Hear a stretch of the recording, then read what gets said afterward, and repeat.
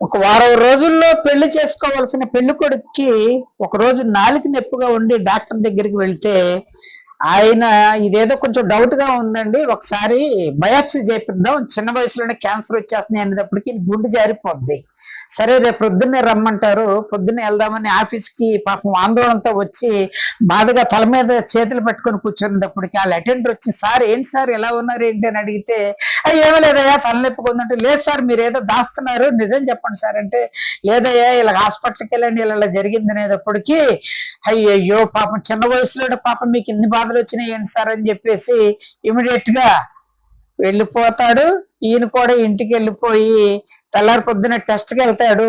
Test చేయించుకొని ఇంటికి వచ్చే టయానికి ఆఫీస్ స్టాఫ్ అంతా ఫ్రూట్స్ పట్టుకొని ఇంటికి వస్తారు.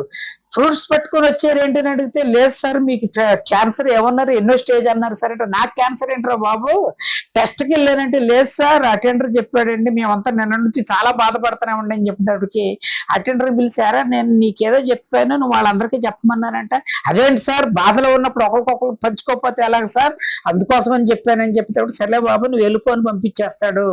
సరే అని చెప్పి వారం రోజులు అయిన తర్వాత హాస్పిటల్కి ఫోన్ చేస్తే, మీకంతా నార్మల్ ఏమీ లేదని రిపోర్ట్ వస్తుంది.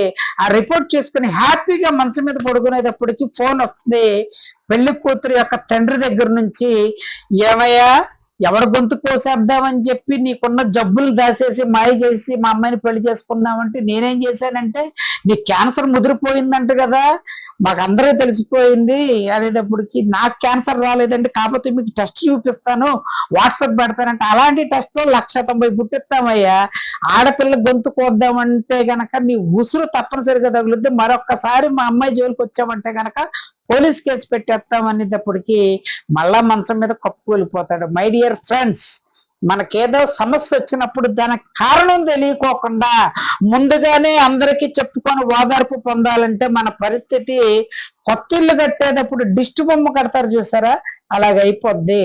Thank you very much.